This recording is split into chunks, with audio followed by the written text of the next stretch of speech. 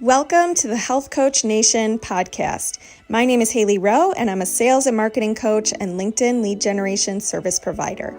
I work with health, life, and mindset coaches and online service-based business owners to help them get more sales, shift their time to the client-generating activities instead of just the busy work, and overcome that social media overwhelm. Let's get into the show. If you're ready to take on your next paying clients, I have good news. My free 4 Basics of Client Attraction and How to Stand Out class is live at haileyrowe.com/client-attraction. In the class, you're going to learn the top 2 traits I recommend for most coaches and entrepreneurs if they really want to turn this into a career. You're going to learn how you can build demand for your services and stop getting crickets on your posts. You're going to learn the sales roadmap I used to improve my sales conversion rate and help my clients do the same. And you're going to learn so much more. So go to haileyrowe.com/client-attraction and get your copy of the class today. So last week I led a training for my Work Smart Marketing Club members all about brand and niche message mastery.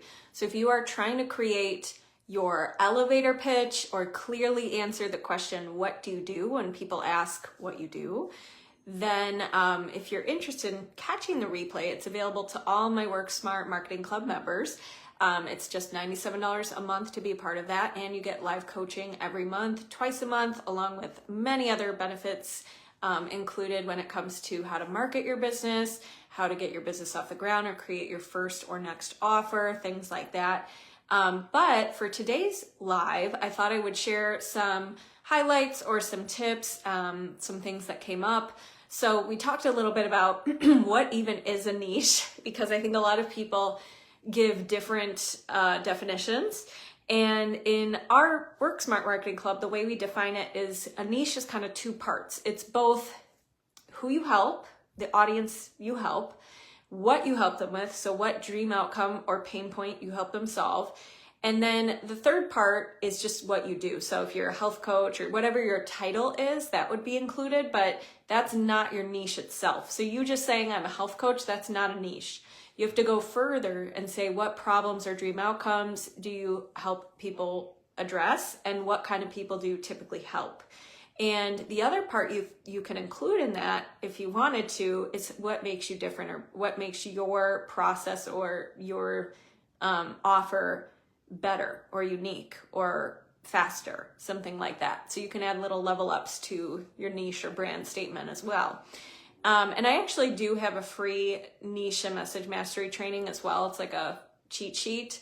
So if you want to apply some of the things we're talking about today, you can get that free niche cheat sheet at haileyrowe.com, or I can post it here below after the video. But that's the first part, is just realize what it actually is, what your niche is. And then when you're thinking about, how do I define my niche? How do I decide what I should pick? Because there seems to be a ton of analysis paralysis when choosing a niche, because you're worried about picking the right one, or do they actually want what I have to offer? Or what if I get it wrong and I have to change my niche later? And the thing you want to consider when you're trying to decide your niche there's a couple factors you want to consider.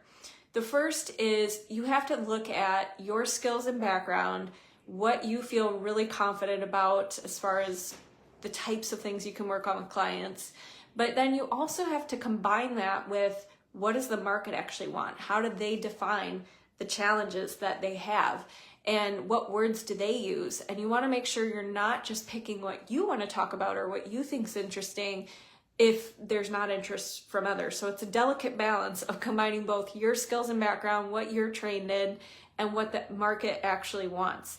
And you want to make sure you're picking something that's not just trendy or a fad or something that's going to change, right? I mean, obviously everything's going to change, but make sure you're not picking something like, for example, personally, I have seen TikTok specialists and experts have to change their niche when TikTok was like potentially going to be banned, right? So it doesn't mean that didn't last for them that didn't work for them for a while. It did, but you may want to also be thinking about, they could reframe their message to talk about social media, or, not be something that's just maybe trendy, right? So think about, make sure it's not too trendy and gonna go away soon, right?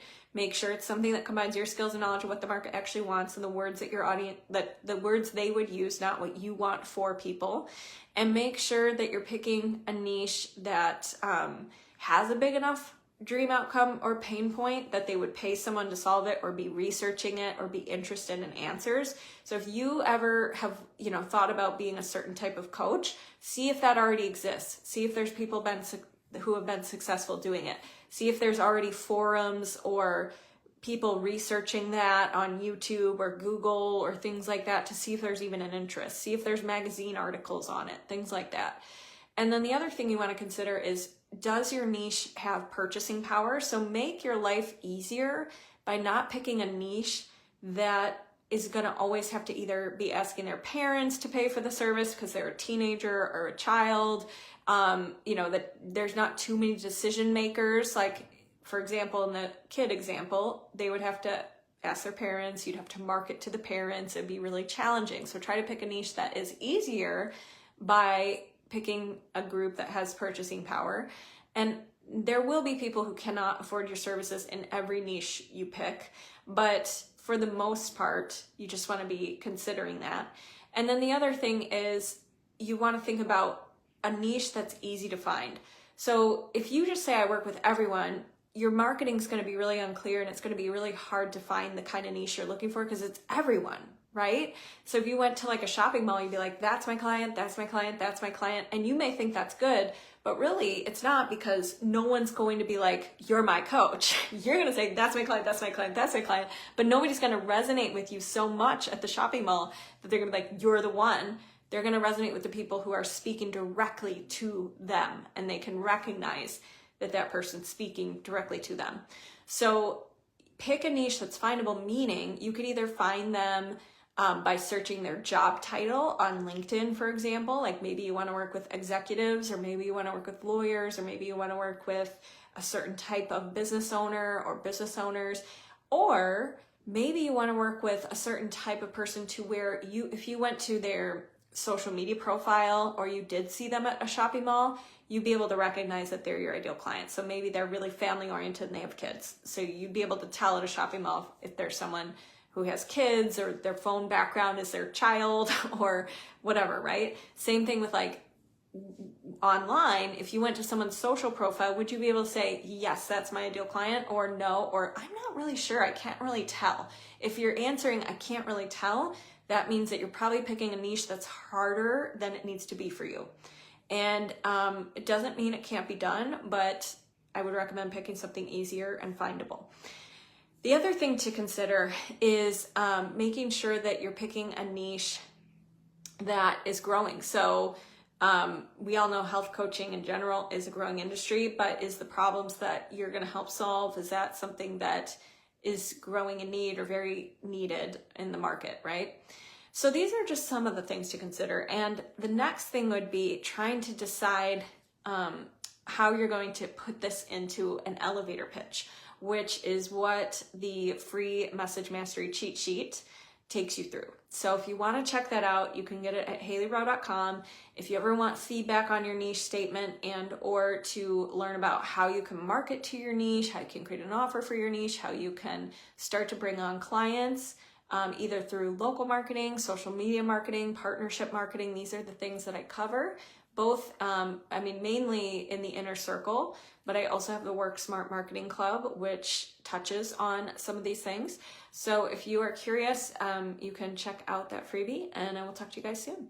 Thanks so much for listening to this podcast, and if it's really helpful for you, I'd really appreciate if you share it and or leave a written podcast review.